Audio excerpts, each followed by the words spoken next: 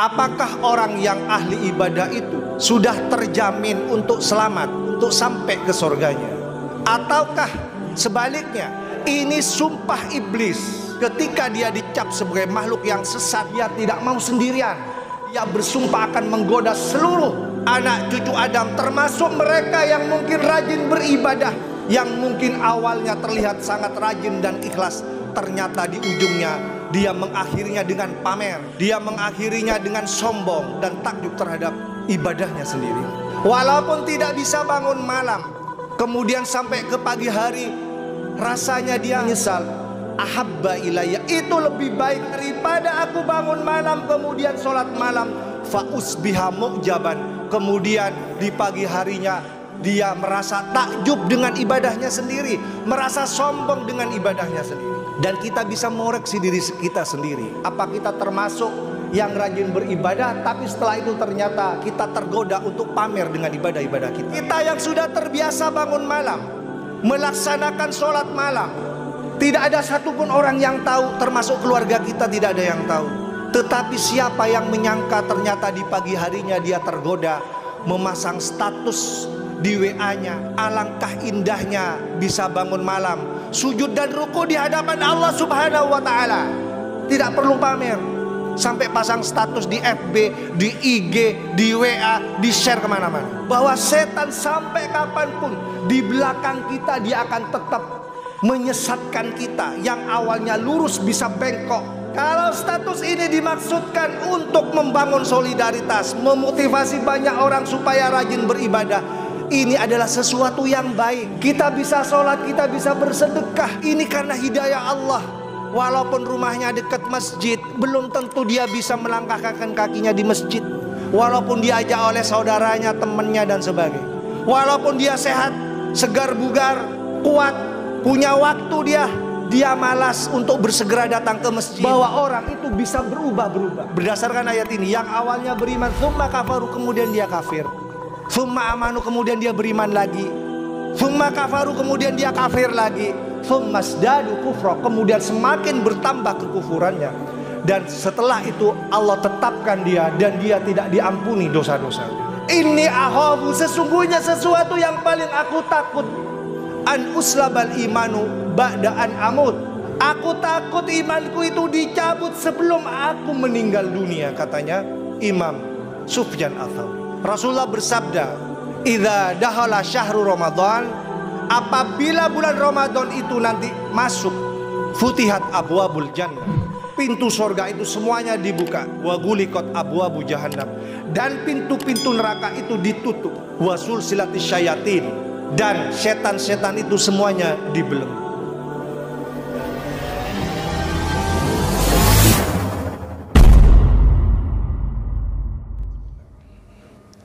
Assalamualaikum warahmatullahi wabarakatuh.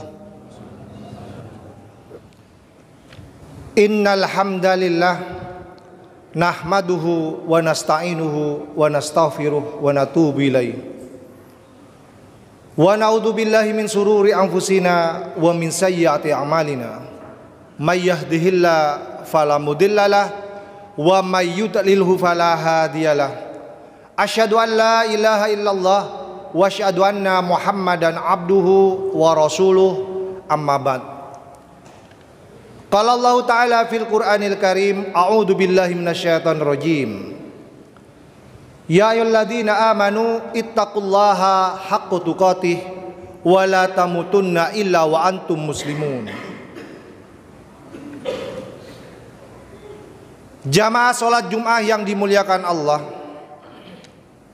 mengawali ibadah sholat Jumat kita pada siang hari ini, marilah kita bersama-sama memanjatkan puji syukur kehadirat Allah Subhanahu wa ta'ala. Karena hingga siang ini kita semua masih diberikan banyak nikmat oleh Allah. Nikmat sehat, nikmat kesempatan, nikmat iman, nikmat kesadaran, semuanya kita gunakan dengan sangat baik. dengan membuktikan diri sebagai hambanya yang bersyukur, yang bisa menggunakan segala nikmat itu dalam rangka untuk beribadah kepada Allah Subhanahu wa taala. Kita yang hadir pada siang hari ini tentunya berharap semoga apa yang akan kita laksanakan pada siang hari ini bisa semakin memantapkan keimanan dan ketakwaan kita kepada Allah Subhanahu wa taala. Salawat serta salam marilah kita juga sampaikan kepada junjungan kita Nabi Muhammad SAW, kepada keluarganya, kepada para sahabatnya, dan kepada seluruh umatnya yang tetap setia memegang teguh ajarannya hingga akhir zaman nanti. Jamaah sholat Jumat yang dimuliakan Allah, pada kesempatan siang hari ini marilah kita lanjutkan kajian kita pada kajian sebelumnya. Bagi para jamaah yang pernah mengikuti kajian-kajian di masjid ini, saya pernah menyampaikan sebuah materi tentang pertanyaan besar yang bikin kita banyak bertanya. Pertanyaan itu berbunyi, apakah orang yang ahli ibadah itu sudah dijamin selamat? Atau dalam bahasa yang lain, apakah orang yang rajin beribadah itu sudah mesti selamat? Jamaah sholat Jumat yang berbahagia, pada kesempatan siang hari ini saya ingin mereview, kemudian mengupdate, menambahkan sedikit dari apa yang tertinggal dan tak tersampaikan pada kajian sebelumnya. Namun sebelum itu, saya ingin mereview secara singkat apa yang sudah kita sampaikan pada pertemuan sebelumnya, karena disadari sebagian besar kita masih banyak yang belum tahu tentang materi yang sangat penting ini. Jamaah yang berbahagia, rajin ibadah itu adalah sesuatu yang sangat baik. Semua kita menginginkan kita ini rajin beribadah. Apalagi ada momentum-momentum yang sebentar lagi akan kita jalani di bulan Ramadan. Pasti semangat itu akan semakin bertambah, dan kita akan semakin menunjukkan diri sebagai orang yang paling rajin untuk beribadah, apalagi di bulan Ramadan. Jamaah yang berbahagia, namun demikian kembali kepada pertanyaan di awal, apakah kita yang sudah bersemangat dan rajin beribadah itu sudah terjamin untuk selamat, untuk sampai ke surganya? Ataukah sebaliknya, ada banyak orang yang beribadah justru tidak terjamin keselamatannya? Jamaah yang berbahagia, sebagian jamaah kita menjawab bahwa walaupun kita rajin beribadah memang tidak menjamin kita itu selamat. Kenapa itu bisa terjadi? Karena sampai kapanpun yang namanya setan, yang namanya iblis itu akan selalu mengganggu kita. Walaupun kita mengawali ibadah dengan sesuatu yang sangat baik, tetapi ternyata di ujung ibadah itu justru berakhir dengan sesuatu yang kita sebut dengan ketakaburan, dengan sifat yang sombong, yang takjub terhadap ibadahnya sendiri. Jamaah yang berbahagia, oleh karena itu ingatlah apa yang dikatakan iblis ketika dia diusir dari sorga dan dicap sebagai makhluk yang sesat. Iblis itu mengatakan, a'udzubillahi minasyaitonirrajim, qala fabima aghwaytani, karena engkau telah menghukumku sebagai makhluk yang sesat wahai Allah, la'aqudanna lahum siratakal mustaqim, maka sungguh aku akan menghalangi semua manusia itu untuk tidak mengikuti siratakal mustaqim, jalanmu yang lurus. Ini adalah sumpah dari iblis ketika dia diusir dari sorga, kemudian terucap sumpah itu.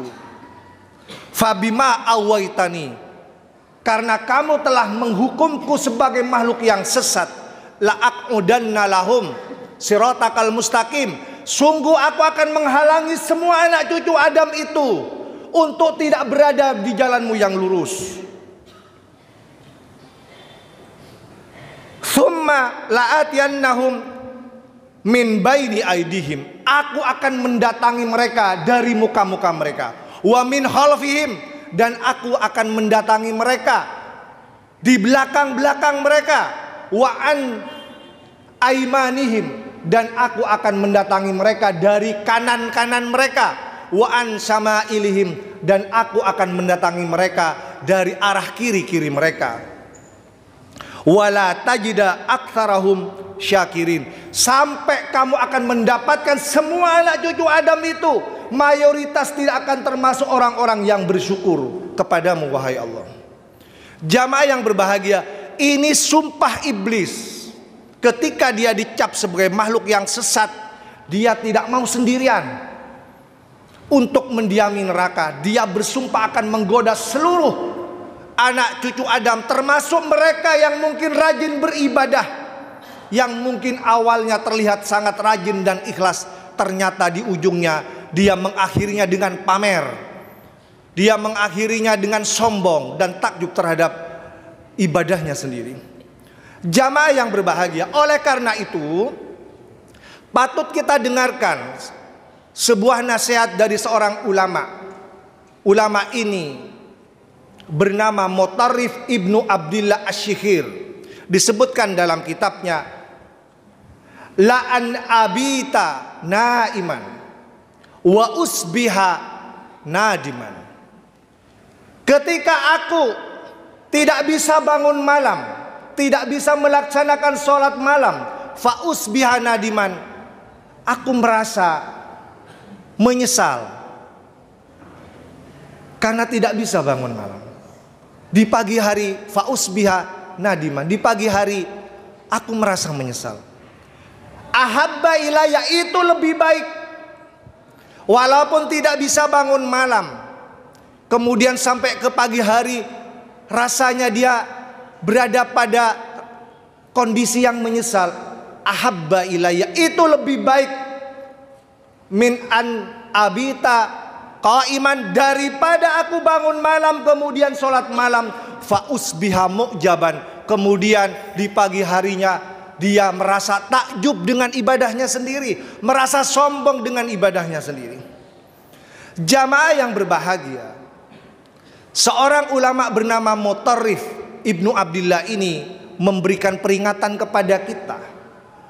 Walaupun kita ini rajin beribadah, sudah berusaha untuk ikhlas karena Allah melaksanakan ibadah itu, berhati-hati, karena di ujung ibadah itu nanti ada perangkap setan. Perangkap itulah yang disebut dengan takabur, merasa senang, merasa bangga diri. Buktinya apa? Kita berikan contoh supaya antara teori dengan praktek bisa nyambung, dan kita bisa mengoreksi diri kita sendiri. Apa kita termasuk yang rajin beribadah, tapi setelah itu ternyata kita tergoda untuk pamer dengan ibadah-ibadah kita. Jamaah yang berbahagia, kita yang sudah terbiasa bangun malam, melaksanakan sholat malam, tidak ada satupun orang yang tahu, termasuk keluarga kita tidak ada yang tahu. Tetapi siapa yang menyangka ternyata di pagi harinya dia tergoda memasang status di WA-nya, misalnya, alangkah indahnya bisa bangun malam, sujud dan ruku di hadapan Allah Subhanahu wa ta'ala.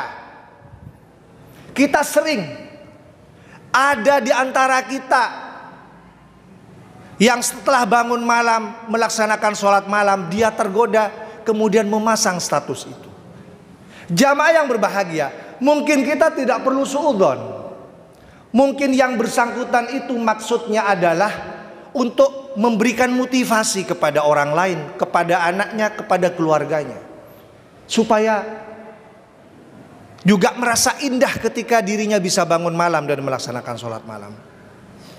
Tetapi kalau itu tujuannya dalam rangka untuk pamer, untuk sombong-sombongan di depan orang lain, supaya orang lain membaca status WA kita, inilah yang disebut di dalam ayat ini, bahwa setan sampai kapanpun di belakang kita dia akan tetap menyesatkan kita. Yang awalnya lurus bisa bengkok. Jamaah yang berbahagia, contoh yang lain, kita yang senang bersedekah, berinfak, hampir setiap saat mungkin kita lakukan. Apalagi ada momentum untuk membantu saudara-saudara kita di Palestina misalnya. Kita menggalang dana. Kemudian siapa yang menyangka kemudian dia tergoda pasang status juga dengan mengatakan alangkah indahnya berbagi dengan saudara-saudara kita.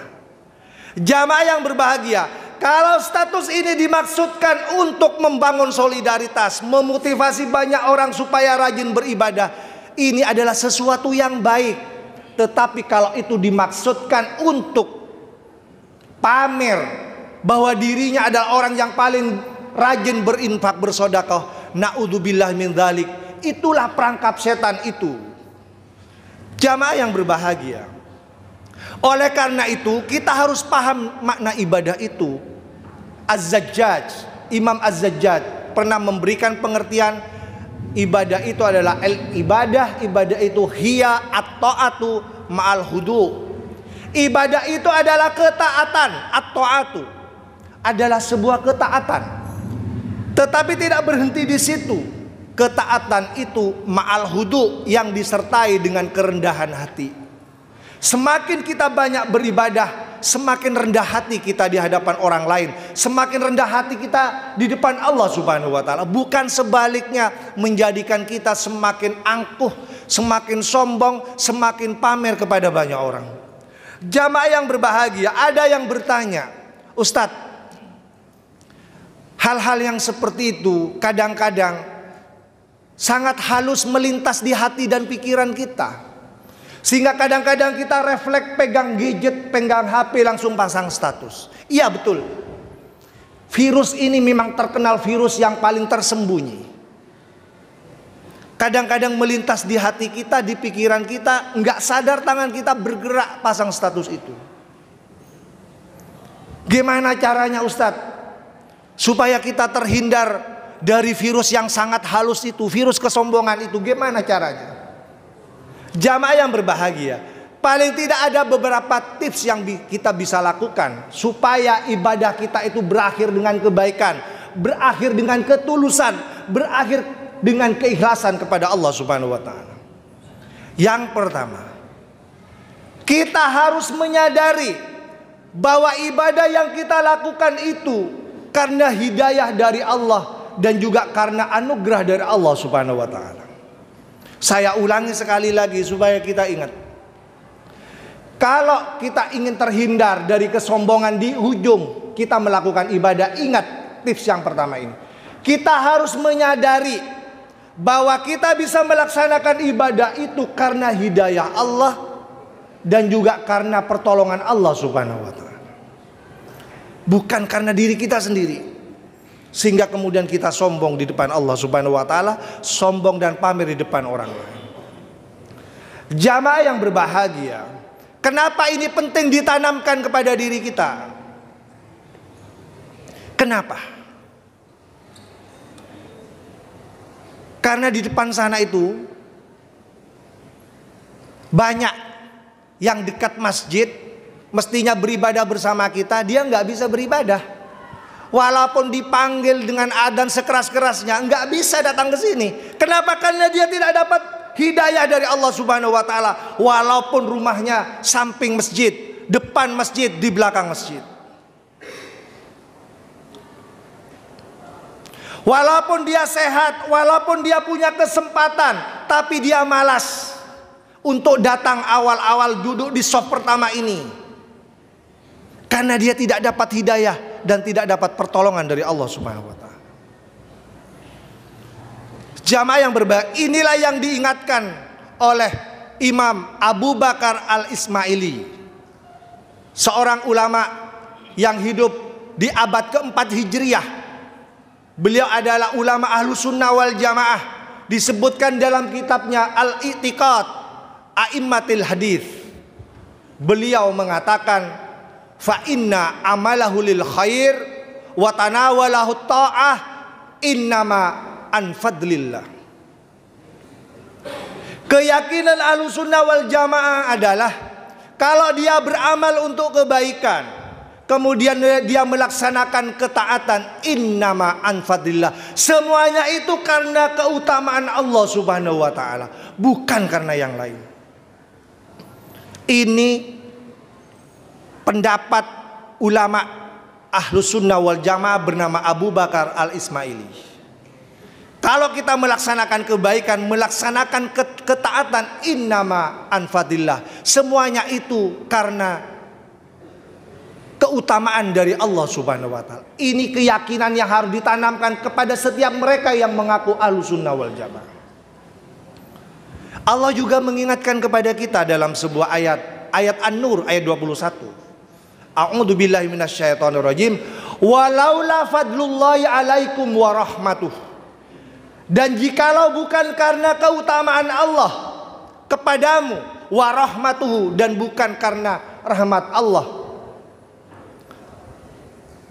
fama zaka minkum min ahadin abada, maka tidaklah salah seorang di antara kamu bisa mensucikan jiwanya.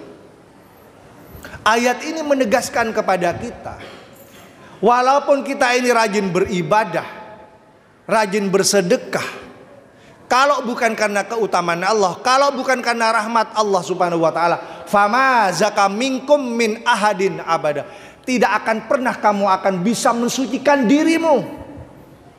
Kamu tidak akan bisa mensucikan dirimu dari virus-virus kesombongan kalau bukan karena rahmat Allah, bukan karena keutamaan Allah Subhanahu wa taala. Jamaah yang berbahagia, ini juga diingatkan oleh Rasulullah ketika beliau menemani para sahabatnya untuk menghadapi perang Khandaq. Beliau bergotong royong dengan sahabatnya membuat parit yang sangat lebar, sangat dalam, sangat panjang. Karena kalau tidak lebar, musuh yang membawa kuda itu bisa lompat. Kira-kira berapa meter itu digali. Karena kalau tidak dalam, kalau nanti kudanya masuk, dia bisa naik lagi. Anda bisa bayangkan dalamnya itu. Dan itu di sekeliling Madinah. Kita bisa bayangkan berapa kilo itu dilakukan dengan tangan kosong, tangan manual, tidak pakai alat-alat teknologi, alat-alat berat. Rasulullah bersama mereka, disebutkan dalam hadis itu sampai beliau itu perutnya kotor dengan lumpur, kotor dengan tanah, bergotong royong bersama sahabatnya. Jamaah yang berbahagia, di tengah-tengah beliau memberikan contoh terbaik kepada para sahabatnya. Kemudian dia mengatakan, wallahi, demi Allah, kata Rasulullah, walaulallah, jikalau bukan karena Allah, mahtadaina, kita tidak akan dapat hidayah, wala tasaddaqna, dan kita tidak akan bisa bersedekah, wala shallaina, dan kita tidak akan bisa sholat bersama-sama di sini. Jamaah yang berbahagia, jadi untuk apa kita sombong? Kita bisa sholat, kita bisa bersedekah, ini karena hidayah Allah. Sebagaimana saya katakan di awal tadi, walaupun rumahnya dekat masjid, belum tentu dia bisa melangkahkan kakinya di masjid. Walaupun diajak oleh saudaranya, temannya, dan sebagainya, karena dia tidak dapat hidayah. Walaupun dia sehat, segar bugar, kuat, punya waktu, dia malas untuk bersegera datang ke masjid. Dia lebih suka di pojok di belakang sana, karena dia tidak bisa dapat hidayah dan keutamaan dari Allah Subhanahu wa taala. Jamaah yang berbahagia, oleh karena itu tips yang pertama ini menjadi penting diingat. Kalau kita takut ibadah kita di ujungnya ada sikap takabur, itu ingat tips yang pertama ini. Kemudian yang kedua, tips yang kedua, kita harus menyadari bahwa ibadah yang kita lakukan itu banyak dengan kekurangan-kekurangan, sehingga kita tidak perlu sombong, tidak perlu pamer, sampai pasang status di FB, di IG, di WA, di share kemana-mana. Jamaah yang berbahagia, ibadah yang kita lakukan itu masih banyak kekurangan-kekurangan. Walaupun kita sudah ribuan kali melakukan sholat. Coba, siapa di antara kita yang umurnya sudah 60 tahun? Sehari semalam sholat 5 kali, minimal 5 kali. 1 tahun itu 360. Atau berapa? Coba dihitung, 1 tahun itu berapa hari? Kalikan umurnya, sudah berapa ribu kali dia melaksanakan sholat? Pertanyaannya adalah, apakah ada di antara ribuan kali sholat itu yang benar-benar khusyuk dari awal sampai akhir, tulus ikhlas karena Allah Subhanahu wa ta'ala? Itu pertanyaannya. Sehingga kita jangan terlalu sombong. Jamaah yang berbahagia, oleh karena itu Rasulullah mengajarkan kepada kita, setelah kita sholat kita harus istighfar. Istighfar, astaghfirullahaladzim, astaghfirullahaladzim, astaghfirullahaladzim. Itu yang dicontohkan oleh Rasulullah. Ketika kita beribadah, termasuk beribadah sholat, kita dianjurkan untuk istighfar. Biasanya kita tahu diperintahkan istighfar itu kalau berbuat dosa dan maksiat, iya kan? Kalau kita lihat ada yang keliru, ada yang salah bermaksiat, kita selalu gampang menyuruhnya, istighfar nak, istighfar cong, istighfar teman-teman gitu kan. Dengan mudahnya kita mengatakan seperti itu. Tetapi perintah istighfar ini justru setelah ibadah. Setelah ibadah sholat, Rasulullah mencontohkan kita untuk istighfar. Artinya apa? Artinya ibadah kita itu banyak kekurangan-kekurangan, sehingga setelah ibadah Rasulullah mencontohkan kepada kita untuk istighfar, minta ampun kepada Allah Subhanahu wa ta'ala, sehingga tidak ada alasan untuk kita untuk membangga-banggakan ibadah kita yang kita lakukan itu. Jamaah yang berbahagia, kemudian yang terakhir, yang ketiga, karena waktunya sangat terbatas. Tips yang ketiga, kita harus menyadari, walaupun kita ini rajin ibadah, taat beribadah, tidak ada jaminan bahwa kita ini akan berakhir dengan husnul khotimah. Sehingga kita tidak perlu sombong. Walaupun kita di awal-awal sangat rajin, seolah-olah sangat bertakwa, siapa yang menjamin ketika di akhir hayatnya dia akan tetap bertakwa, tetap taat beribadah kepada Allah Subhanahu wa ta'ala? Jamaah yang berbahagia, inilah yang diingatkan oleh Rasulullah dalam sabdanya, innamal a'malu bil khawatim. Sesungguhnya amal itu tergantung dengan terakhir-terakhirnya. Jangan bangga dulu di awal-awal kita ini baik, ibadahnya baik. Siapa sangka di akhir itu menjadi buruk. Dia menjadi tidak tulus, dia menjadi pamer, dia menjadi sombong dengan ibadahnya sendiri. Sekali lagi, amal itu tidak hanya dilihat di awal. Di akhir itu tetap baik tidak? Tetap ikhlas tidak? Tetap taat tidak? Innamal a'malu bil khawatim. Sesungguhnya amal itu juga bergantung dengan terakhir-terakhirnya. Apakah ketika terakhir-terakhir dia mampu mengakhiri dengan ketulusan dan keikhlasan karena Allah Subhanahu wa ta'ala.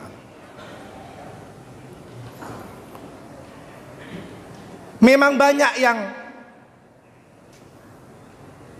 masuk Islam, yang bertakwa, tapi juga banyak yang murtad, yang banyak bermaksiat.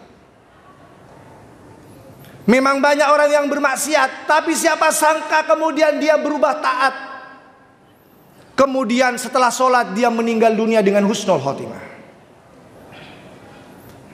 Banyak fakta yang menunjukkan itu, sehingga kita tidak perlu sombong di depan orang lain. Sok paling takwa sendiri, kemudian ngata-ngatain orang yang bermaksiat, kamu neraka dan sebagainya. Jamaah yang berbahagia, Inilah yang diingatkan oleh Allah dalam sebuah ayat, innalladzina amanu, sesungguhnya orang-orang yang beriman, tsumma kafaru, kemudian dia kufur. Orang beriman itu bisa berubah kufur. Saya ulangi sekali lagi. Surah An-Nisa 137, coba dicek. Innalladzina amanu, sesungguhnya orang-orang yang beriman, tsumma kafaru, kemudian dia kufur, tsumma amanu, kemudian dia beriman kembali, tsumma kafaru, kemudian dia kufur kembali, tsumma zdadu kufra, kemudian semakin bertambah kekufurannya. Walam yakunillahu la yaghfir lahu, kemudian semakin bertambah kekufurannya dan Allah tidak mengampuni dosa-dosanya. Jamaah yang berbahagia, ayat ini memberikan penjelasan kepada kita bahwa orang itu bisa berubah-berubah. Yang awalnya beriman, berdasarkan ayat ini, yang awalnya beriman, tsumma kafaru, kemudian dia kafir. Tsumma amanu, kemudian dia beriman lagi. Tsumma kafaru, kemudian dia kafir lagi. Tsumma zdadu kufra, kemudian semakin bertambah kekufurannya. Dan setelah itu Allah tetapkan dia dan dia tidak diampuni dosa-dosanya. Jamaah yang berbahagia, yang terakhir kita diingatkan oleh seorang ulama bernama Sufyan Ats-Tsauri, seorang ulama yang punya banyak gelar, disebutkan oleh para ulama yang lain. Imam yang bernama Sufyan Ats-Tsauri ini sampai 7 gelar yang dia dapatkan. Beliau adalah seorang yang alim, yang faqih, al-muhaddits, ahli hadis, al-wari, sangat berhati-hati, at-taqi, sangat bertakwa, as-soleh, sangat soleh, dan masih banyak lagi gelar-gelar yang lain untuk menunjukkan bahwa beliau adalah orang yang ahli ibadah. Tetapi apa yang ditakutkan oleh beliau? Walaupun beliau sangat terkenal sebagai ahli ibadah, orang yang alim, menjadi panutan banyak orang, apa yang paling ditakutkan oleh beliau? Beliau mengatakan di dalam kitabnya, inni akhafu, sesungguhnya sesuatu yang paling aku takut, an uslabal imanu ba'da an amut, aku takut imanku itu dicabut sebelum aku meninggal dunia, katanya Imam Sufyan Ats-Tsauri. Sesuatu yang paling ditakutkan oleh seorang yang ahli ibadah itu, khawatir nanti ketika dia meninggal dunia tidak ditakdirkan sebagai orang yang husnul khotimah, malah sebaliknya imannya dicabut sebelum dirinya meninggal dunia. Jamaah yang berbahagia, ini minimal 3 tips ini yang bisa saya review.